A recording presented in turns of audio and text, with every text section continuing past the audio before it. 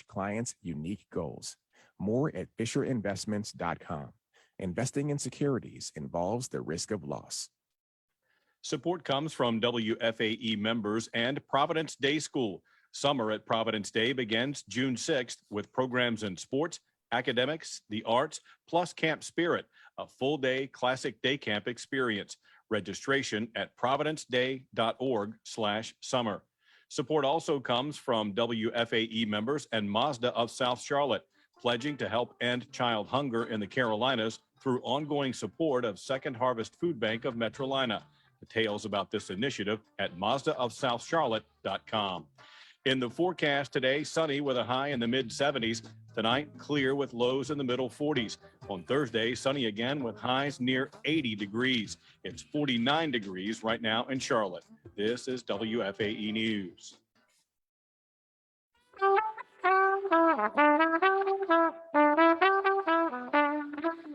This is Charlotte Talks. I'm Mike Collins. The State of the Union is strong because you, the American people, are strong.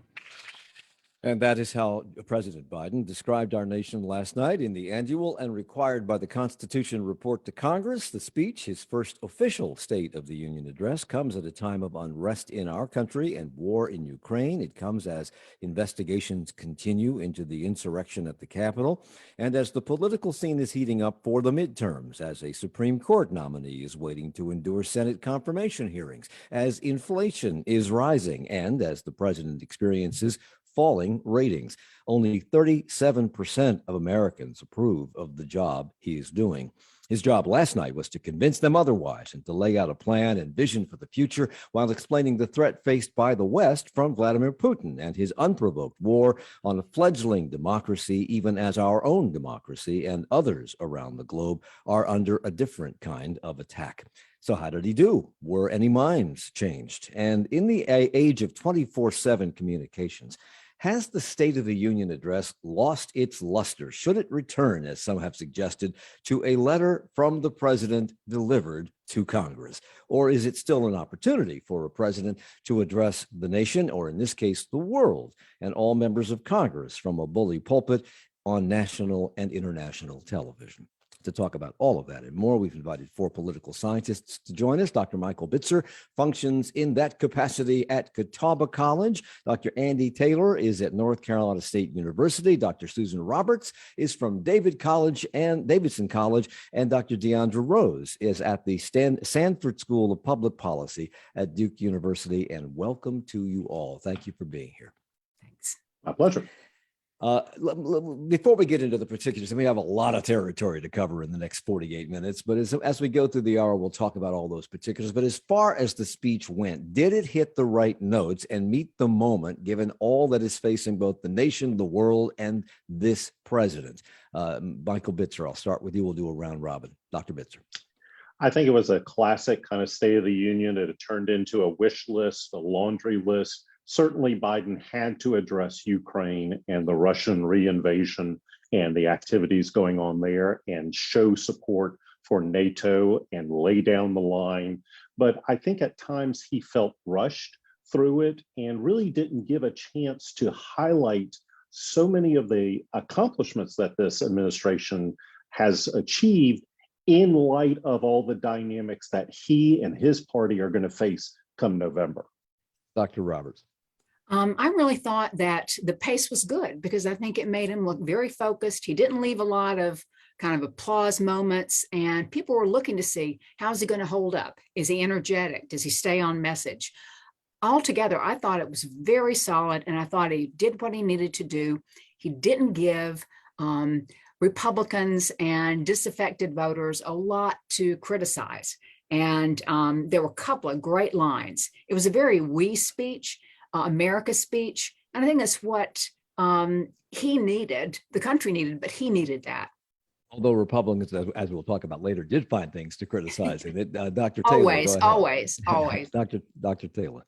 Yeah, it was pretty short. We're used to having really long State of the Union addresses now. And I think it was just in at an hour, which those of us who like to go to bed early were thankful for. But it was, it did seem, as Michael said on occasions, therefore a little bit rushed.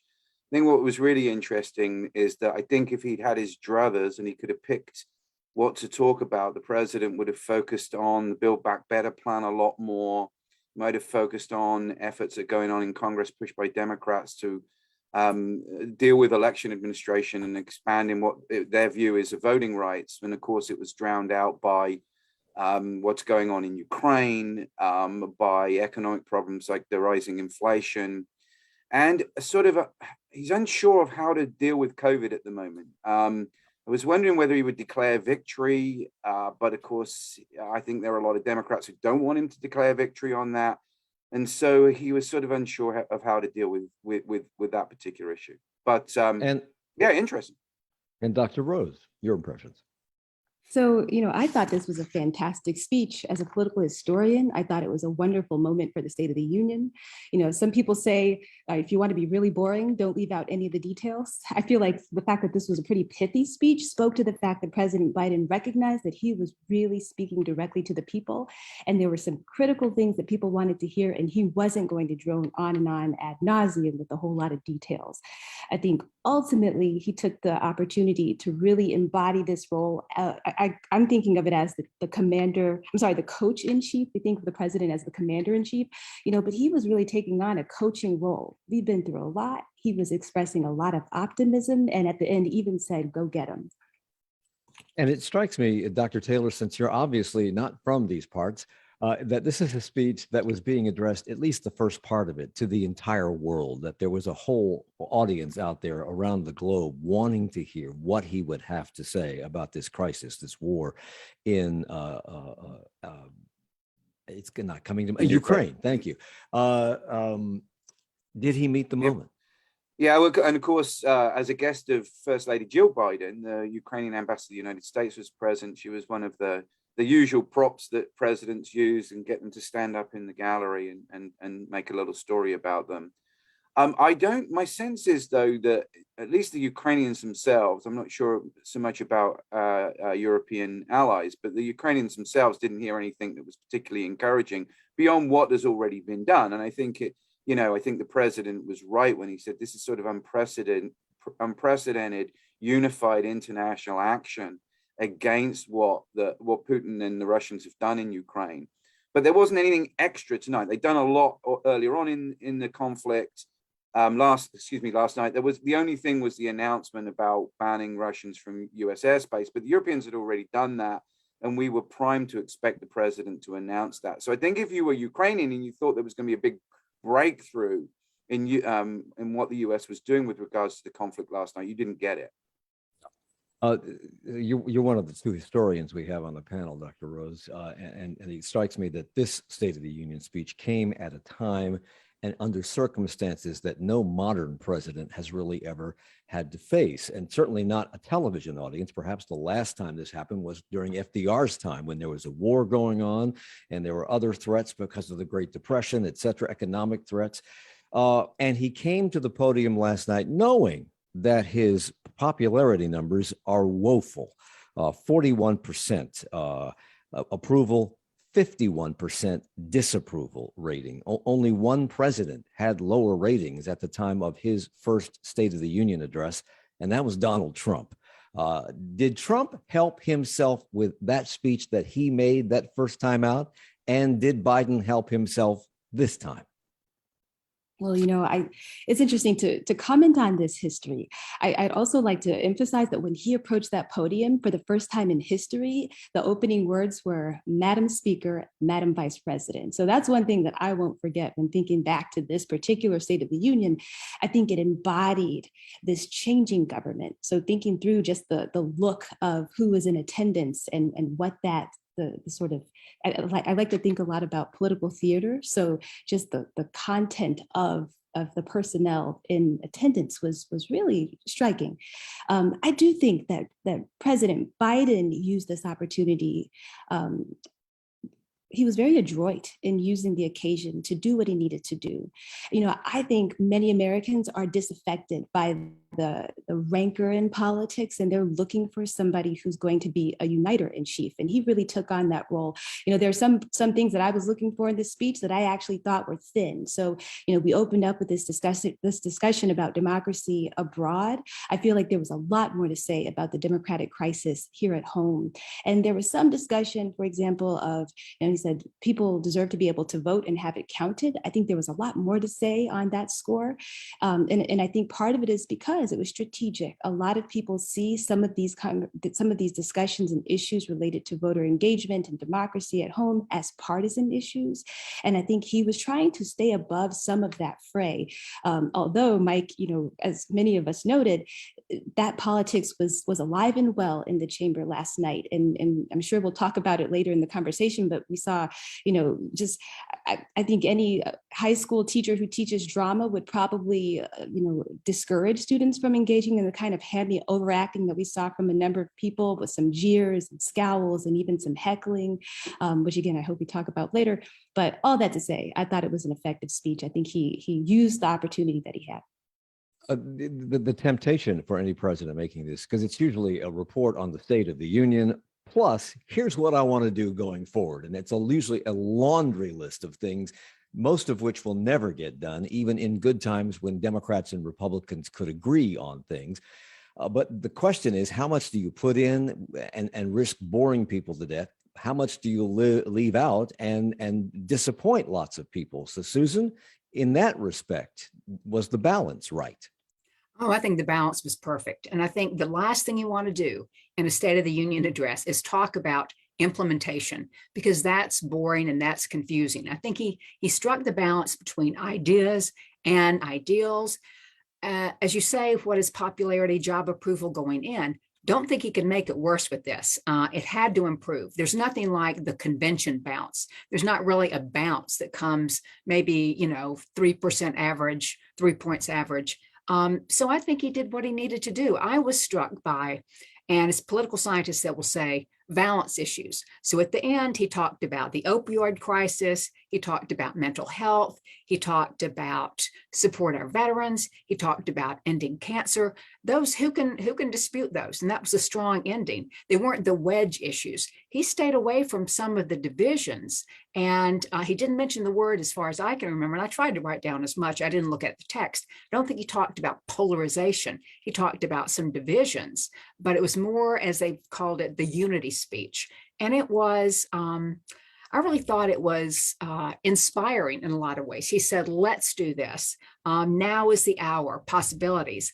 And I always give my class, and I'll read this there, Frank Luntz has this list of 11 words that work. And one of them is, I get it.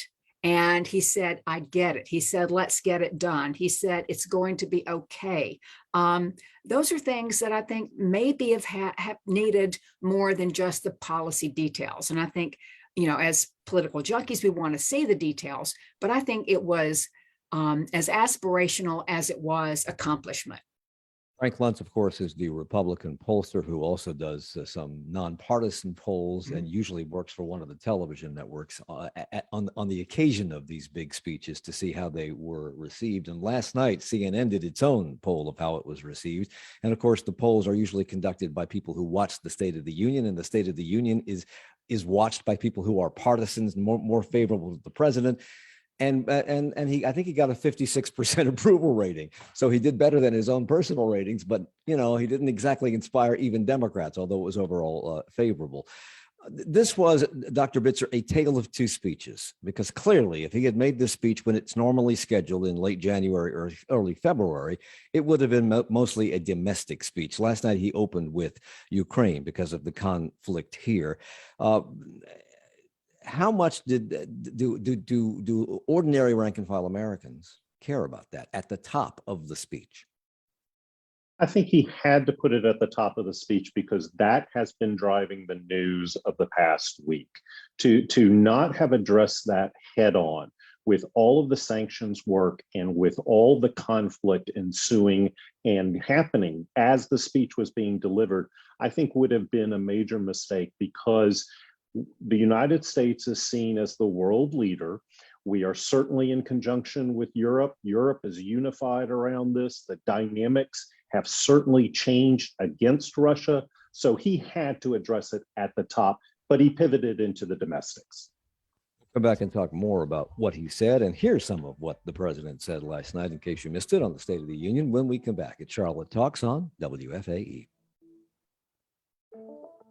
Support for Charlotte Talks comes from WFAE members and First Citizens Bank. For over 120 years, First Citizens has been committed to helping families and businesses handle the financial ups and downs life brings. More at firstcitizens.com, forever first member FDIC. And the Charlotte Symphony, presenting Morehouse College Glee Club with the CSO, led by resident conductor Christopher James Lees and Morehouse conductor Dr. David E. Morrow. March 4th at Belk Theater, tickets at charlottesymphony.org. We're going to try this again. Monday, our guest was going to be California Congressman Ro Khanna, but he was called into a special situation with Ukraine because he's on the House Armed Services Committee. We'll try to talk to him again tomorrow about his ideas on how to fix the internet in ways that serve democracy. In fact, how to fix technology in ways to serve democracy. And we'll hear from him tomorrow on this program at 9. Hey y'all, this is Tommy Tomlinson. This week on the Southbound podcast, my guest is Phoebe Zerwick, who's written a new book about the case of Daryl Hunt, a Winston-Salem man who spent 19 years in prison for a murder he didn't commit. But he struggled almost as much with life outside prison as he did on the inside. You can find this in every episode of Southbound on Apple Podcasts, NPR One, and WFAE.org. It's Charlotte Talks on listener-funded 90.7 WFAE and 90.3 WFHE. I'm Mike Collins. We're talking about the State of the Union speech last night by the president. We'll also get into some of the rebuttal comments. His speech struck me as being almost a prebuttal to the rebuttals, but we'll talk about that too with Michael Bitzer, chair of the Department of Political Science at Catawba College, Andy Taylor, professor of political science at NC State University, Susan Roberts, professor of political science at Davidson College, and Deandra Rose, associate professor of public policy and public policy, political science, and history at the Sanford School of Public Policy at Duke University. And Dr. Rose, as we just said, this was going to be probably a domestic speech, but he had to address Ukraine at the top. I'm just wondering if maybe you think that that was a blessing in disguise, because if he came into this speech with low popularity ratings, that's generally based on how people believe the country is going. And yesterday, one of the news organizations reported that in their personal lives, people believe that their personal lives are doing well, but that the country is not, and that the country is going in the wrong direction, and that the economy is woeful. That's not true. The economy is not woeful, but it is if you can't afford bread in the grocery store. So was this deflection to Ukraine a blessing in disguise for him? I think it offered a nice opportunity to pivot and a segue into his domestic discussion, because I think you're right. The central goal, I think, for President Biden was to really help make legible the work that his administration is doing for Americans who maybe, don't have access to that information easily, and maybe aren't, able to understand or distinguish the policy specifics of the Build Back Better Act or, the American Rescue Plan. We have these interesting titles, but sometimes it's difficult to really pinpoint the actual the impacts that they're having. So I think that he led strong. People, I think are quick to rally around the president in a time of, where we're looking outward and in such a dramatic fashion. But I think that he really used this occasion successfully to help embody again, to show I'm leaning into this role as president. I've got this. Here's what we're doing on the international stage, and here's what we're doing, with some specifics domestically. We have rising prices, inflation here at home. Gasoline prices are going up. They're liable to go up even more because of what's going on in Ukraine and what we're doing with the sanctions on Russia. And he had to make a case last night to explain why it is important that we level these sanctions.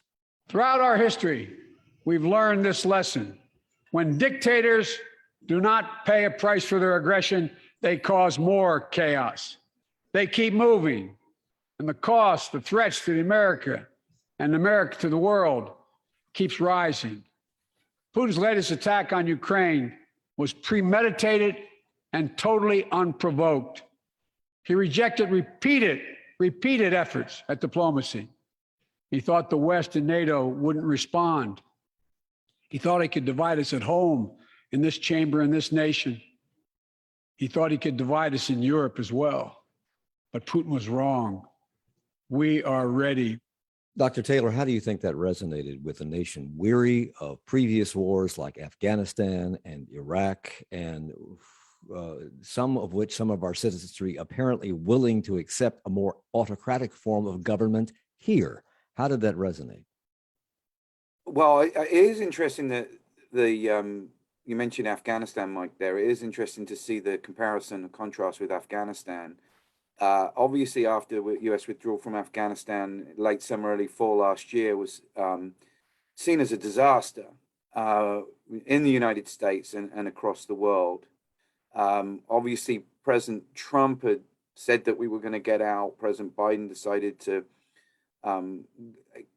accept that withdrawal date of August 31st, but it was a complete disaster, and by many across the world seen as a failure of U.S. leadership internationally, and maybe part of this transition of the U.S. moving away from leadership of the world or leadership of the free world that perhaps started under President Trump. So here was an opportunity to say we're back, we're leading, we're strong, we're on the right side, we're heading up the good guys. But at the moment, it is just sanctions, and it's just an economic squeeze. And in some ways, it's perhaps demonstrating the limitations of what the U.S. can do in the world these days. We're hesitant to do anything more than give the Ukrainians some weapons to defend themselves. We don't want to enforce a no-fly zone because we're afraid that will engage NATO and tripwire Article 5, which would lead to a full-on war with the Russians. So it is an interesting mix of us still, the president still trying to claim that U.S. has leadership in the world, that we are on the side of the good guys, that we are Democrats with a small d, or Democrats in all capital letters, not just the first one being a capital letter. But it also demonstrates the limitations of U.S. leadership in the world at the moment, and perhaps his ability to be a world leader. The president has promised and continues to promise that American forces will not go into Ukraine. We will not have airplanes in Ukraine. We will not have a no-fly zone in Ukraine, because if we do, we have to enforce it, and that could end up creating a shooting war with the Russians. But he said that American forces are not going to Europe for that last night, but they are going to defend our NATO allies in the event that Putin decides to move west. For that purpose, we have mobilized American ground forces, air squadrons, ship deployments to protect NATO countries, including Poland, Romania, Latvia, Lithuania, and Estonia. And as I've made crystal clear, the United States and our allies will defend every inch of territory that is NATO territory with the full force of our collective power. It can be argued that democracy there, certainly, and here even, and many other places, is under siege around the world, as we seem to have this bent toward authoritarianism in a lot of countries, including our own. The war in Ukraine, perhaps the starkest example of an authoritarian taking action. And Dr. Bitzer, you said that the president would need to frame that issue in very stark terms, not just as a signal to our nation, but to the countries involved in the fight against Russia. We just played two comments that circle that topic. Did he accomplish that? I think certainly he framed it as democracy versus autocracy. I think, as Dr. Taylor indicated, probably if you were Ukrainian in Ukraine, you did not hear a whole lot of positive aspects. But if you are in Poland, if you are in Hungary, if you are in the Baltic states in particular, you were probably a little more reassured last night hearing that speech. And I think certainly the dynamic of what we see in this democracy versus autocracy debate and really analysis that we have to confront head on is this sense of galvanizing public opinion to say We are the leadership. We are working with our allies, and we are promoting the people of Ukraine to restore their sovereignty. I think it was an important component. Perhaps he could have done more to put it even in more stark relief, because that then plays here at home in terms of the internal dynamics that we are all confronting here as well. Dr. Roberts, Donald Trump recently in the last 4 or 5 days praised Putin, calling him a genius, saying that he is smarter than our leaders because our leaders are dumb. Several other members of the Republican Party have echoed those comments. And of course, Fox News' Tucker Carlson is being played with translation on Russian television because he is so supportive of Vladimir Putin. What did last night's reaction to the president's remarks on Ukraine tell you? Well, I think they told me, and I think some others, that this is not simply the barometer by which to judge him, but it was more of an attack on Biden, as you point out, than it was our actions or inactions. I think Biden is stuck either way. If there is an aggressive, God forbid, troops on the ground, everything was going to be for the Republicans. He didn't do it soon enough. He didn't do enough. He didn't do it soon enough. And I think that had he mentioned authoritarianism and he said autocracy, someone would say, oh, that's a slap against Trump. He didn't say Trump. That was important. And some of the things that people might have wanted to hear Biden say, such as, abortion and such, he didn't give it to them. He didn't give them what they could use against him as much as we might expect. When he was talking about domestic policy and when he's specifically referencing tax cuts for the rich that happened in the previous administration not working, there was reaction. He was booed by Republicans. This is a relatively modern phenomenon, isn't it? To be booed and heckled? Mm-hmm. Yes, it is relatively. It used to be that there was, the gentle person from Wisconsin or whatever on the floor of the House and the Senate. Those days are gone, and the days of civility are extremely compromised. But Dr. Taylor, I'm sorry, finish your thought. I'm sorry. But I think he said, I'm a capitalist, but you can't be a capitalist without capitalism. And that's pretty straightforward. Because that leads to, you can't be a capitalist if you're, what did he say? It had to do with exploitation. Without competition. Yeah. Right. You can't be a capitalist without competition. Because that leads to exploitation. So, Dr. Taylor, you're from Great Britain. We've all had, because of international television, we've been able to watch the British Parliament in action. It is anything like, although we're becoming more like the British Parliament. Is it in your, he was heckled last night. He was heckled by Marjorie Taylor Greene. He was heckled by the Congresswoman from Colorado, whose name I cannot recall. Lauren Boebert. Yeah. Yes, he was booed on several occasions. If you looked at Republicans in the reaction shots, many of them were shaking their heads and giving him just body language that would wither a normal human being if they witnessed it from what they said. But the British Parliament is much, much more vociferous. So is that healthier? In many ways, Mike, though, there is no equivalent of, for example, Prime Minister's question time in the US system. And so this is the chance for the opposition they can't ask him questions while he's up there, because that's not how we do it. The questions come through the media or they come from oppositional politicians in private off the record. So this is their chance to do it. But it is interesting how it's escalated. You might remember, I think it was really sort of during the Clinton years that we first noticed that when there were applause lines, it was only the co-partisans of the president who would stand up and applaud, and everybody and the opposition would sit down. And then we had Joe Wilson's famous "You lie" shout out during the Obama State of the Union.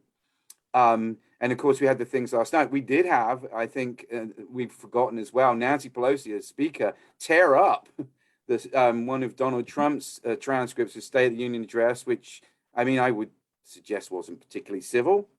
So yeah, we've had this kind of descent, it looks like, into a lack of civility. In fact, in some ways, I thought that made what some of the lines the president made last night with Republicans standing up and applauding quite interesting, particularly obviously on the whole Ukraine situation, but particularly on the issues of immigration and the funding of police forces. You did see a lot of Republicans get up and clap pretty loudly for him. It actually strikes me that when you're on national television and the president says something, or anybody in Congress says something that the bulk of the American people agree with, even if you disagree, you're kind of being held hostage by the cameras. You have to stand up, otherwise you look almost treasonous. Dr. Rose, one of the things that you said that you would be watching for last night was to see how the president leaned into the aspect of the office and balancing his role as a uniter and a representative of all Americans, while also being the standard bearer for a Democratic Party that is facing midterm elections and, if tradition holds, possible disaster in those elections. How would you rate him on that? I think I give him a 7 out of 10. I think that he, again, was so leaning into the role of president done. I think for any president, the State of the Union is a pivotal moment because it's an opportunity to remind people that whether you voted for me or not, I'm the president and I'm representing everyone. And so he was speaking to the American people and the world as our representative. So, he really took that opportunity, offered, as we've discussed, this unity agenda. At one point, he even points to this fact that, he says, I've signed 80 bipartisan bills.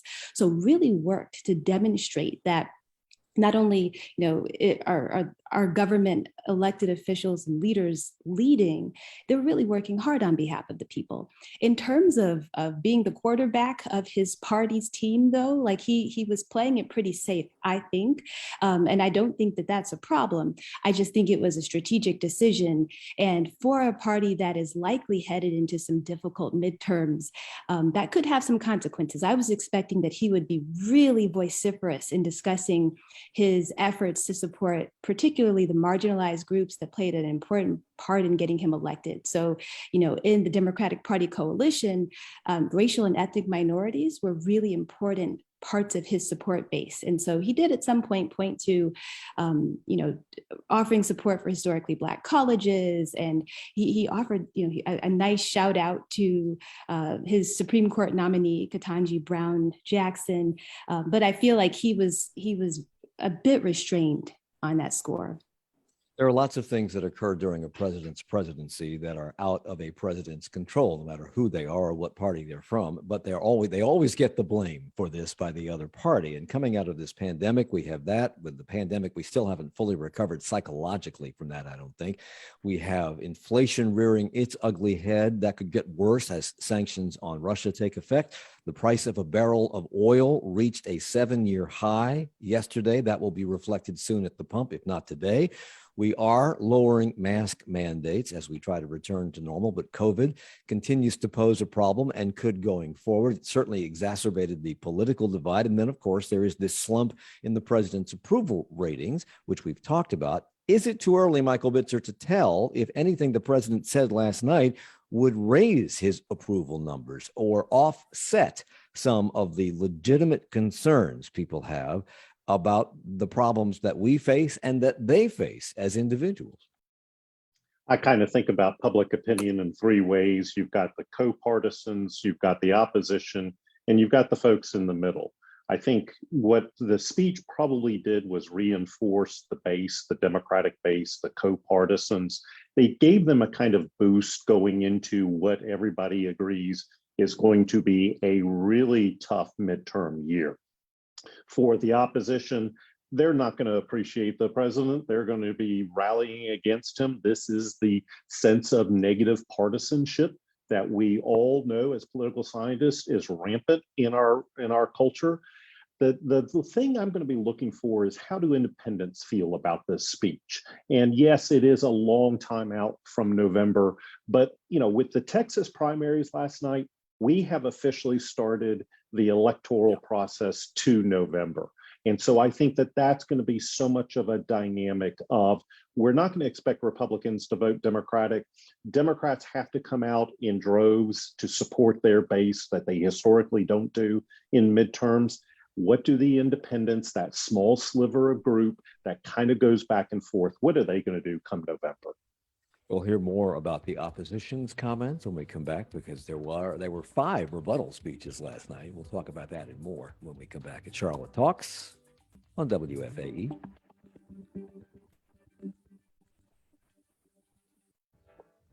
Support for Charlotte Talks comes from WFAE members and Taylor Richards and Conger, a Charlotte-based boutique for men featuring hand-selected dress and casual wear designed to meet the changing wardrobe needs men face daily for work and leisure. Spring events roster and more at trcstyle.com. About 30 states have changed their police tactics since George Floyd's murder in 2020, but only 4 have banned no-knock warrants, a common practice where officers enter a home without warning.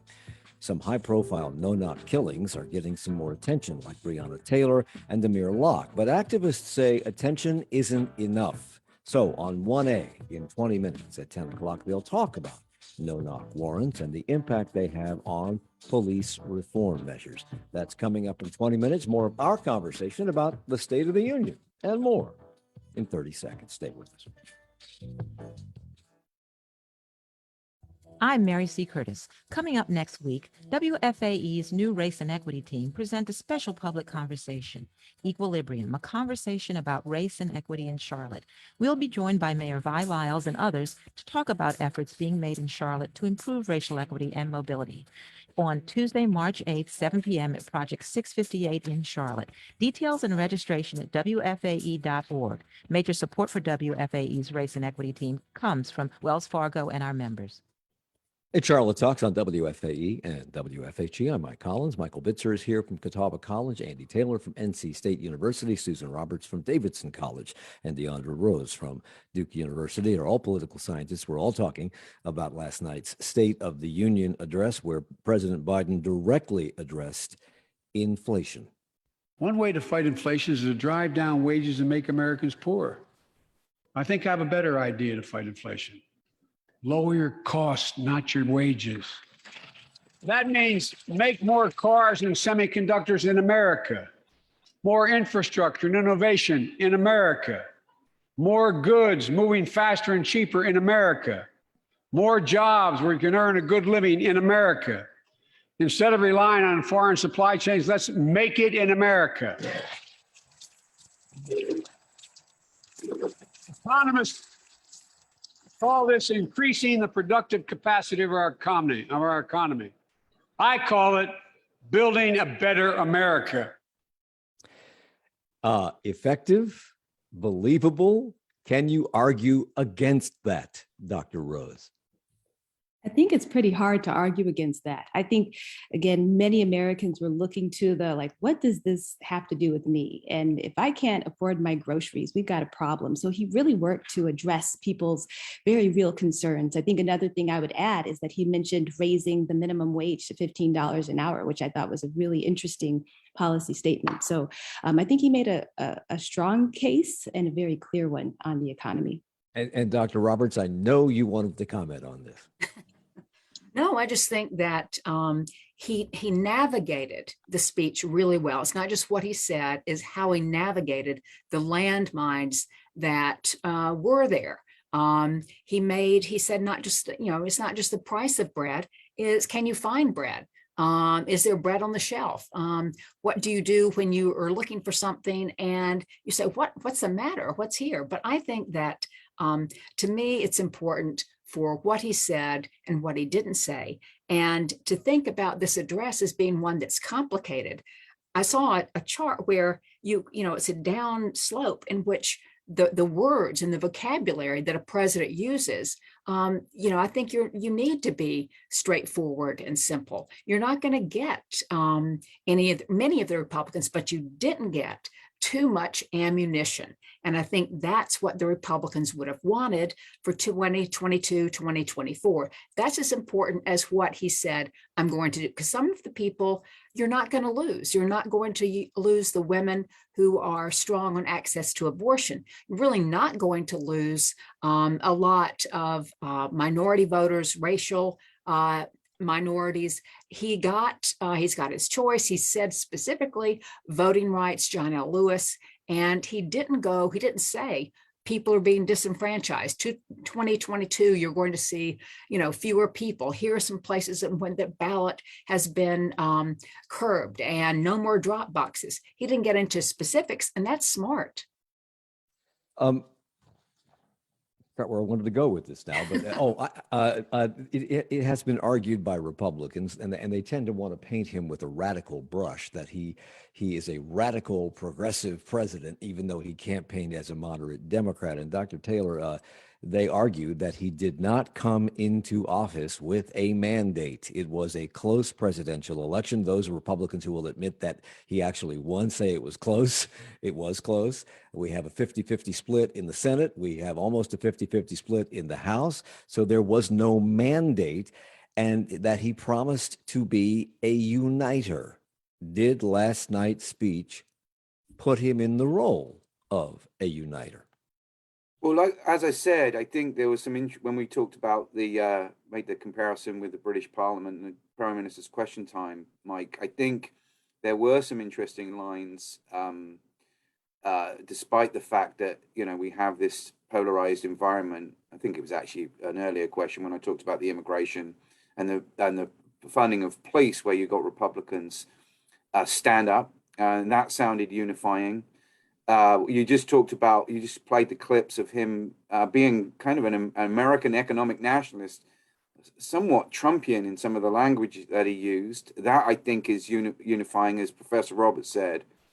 And of course, we had the sort of anti-Russian, anti-autocrat, protect Ukraine stuff in there, which of course was unifying as well. So, given the polarized environment that we have currently, given the partisan nature of Congress, that's about as unifying as you can get, or as unifying as his base would allow him to be.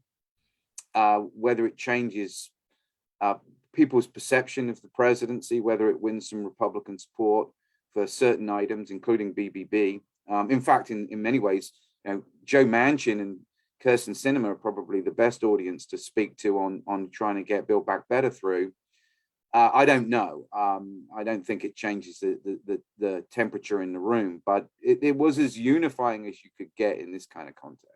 I could be wrong, but a lot of the things he talked about domestically that he wanted to deal with, that he was suggesting that be done, were things that were in and are in the Build Back Better bill, which has not been passed, Dr. Bitzer. So what's the point of talking about something that I want to see, that I proposed, that was shot down by my own party?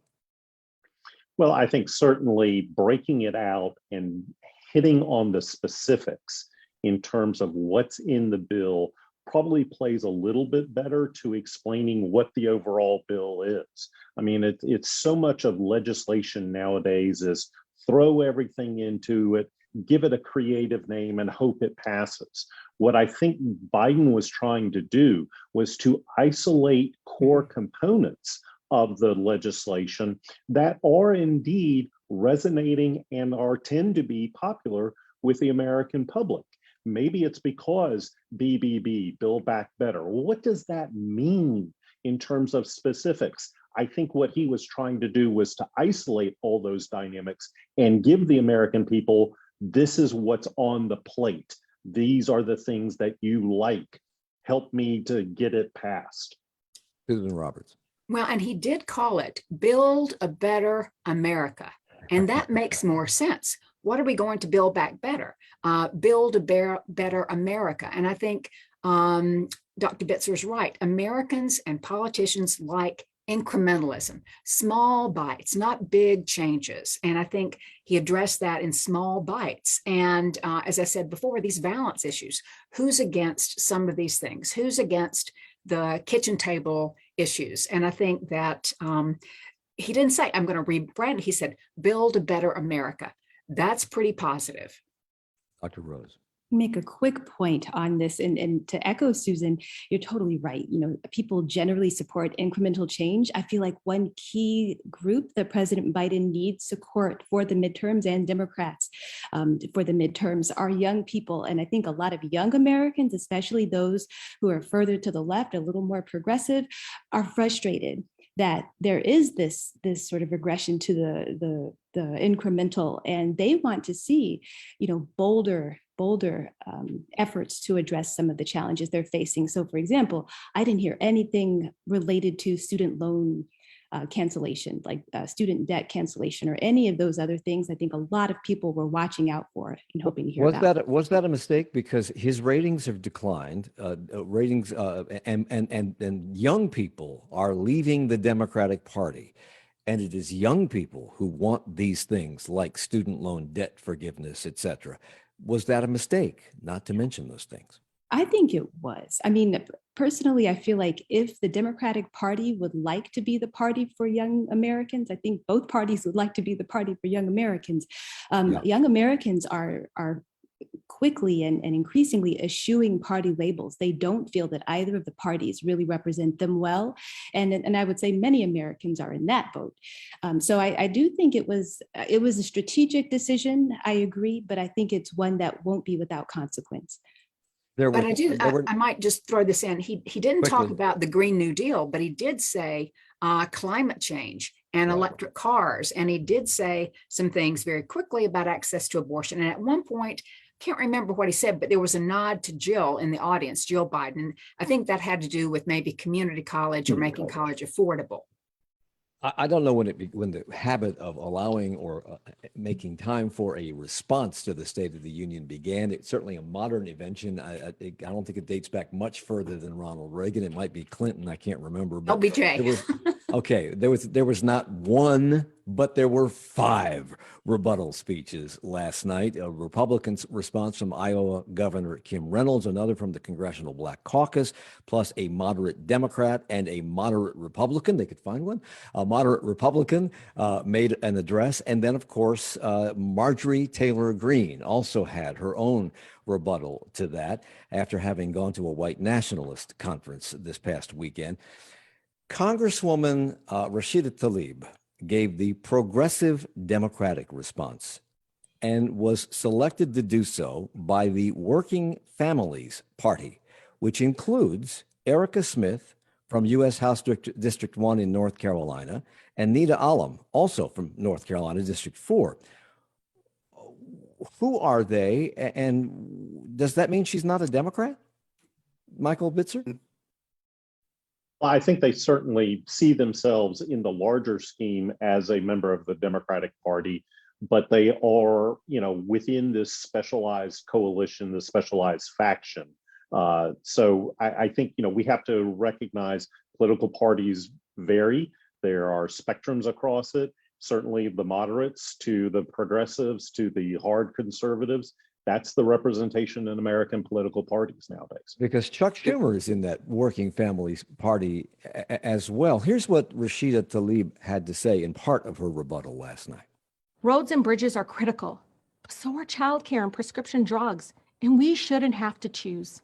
With the majority of the Build Back Better agenda stalled, Mr. President, our work is unfinished. We are ready to jumpstart our work again.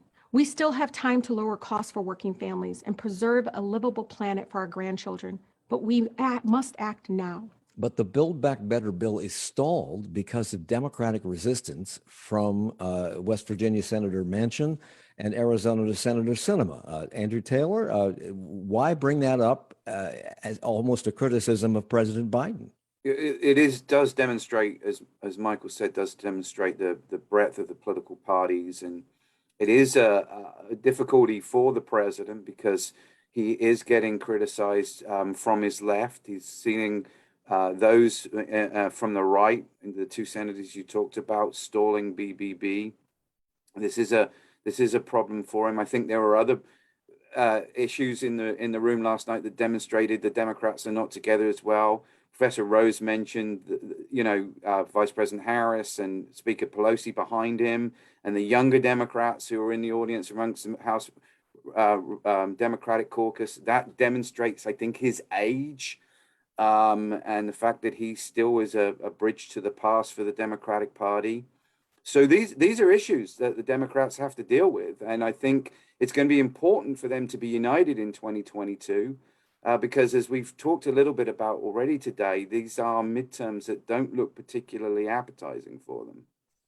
So the Republicans chose the Iowa governor, Kim Reynolds, to make their rebuttal to President Biden's speech last night.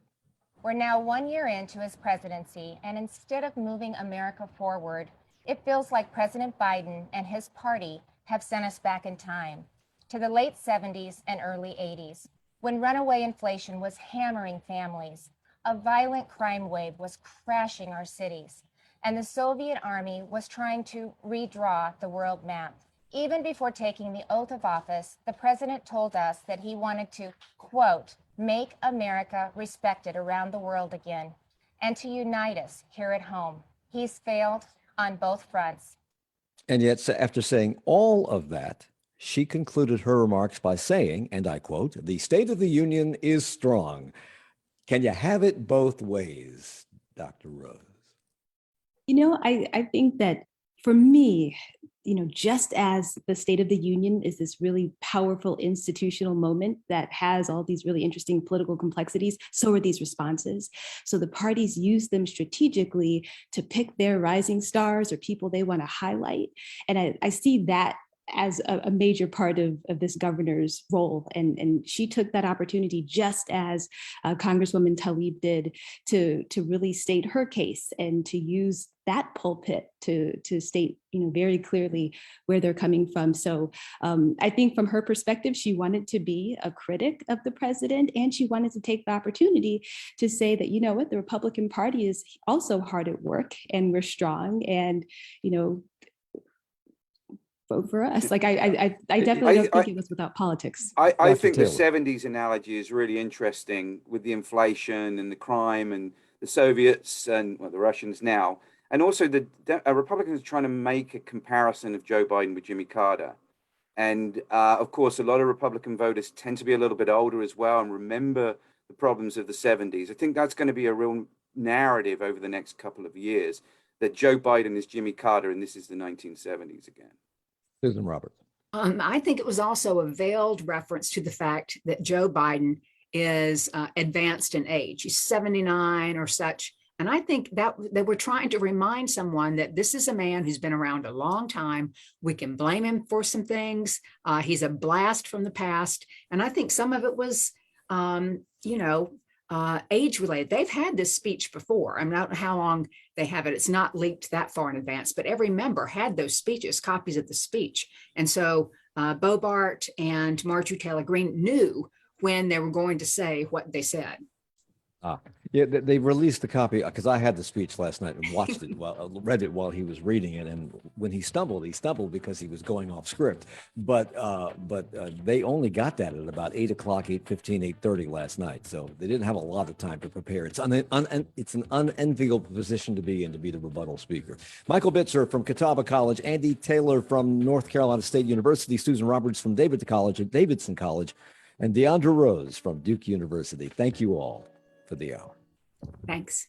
Charlotte Talks with Mike Collins is a production of 90.7 WFAE. Support for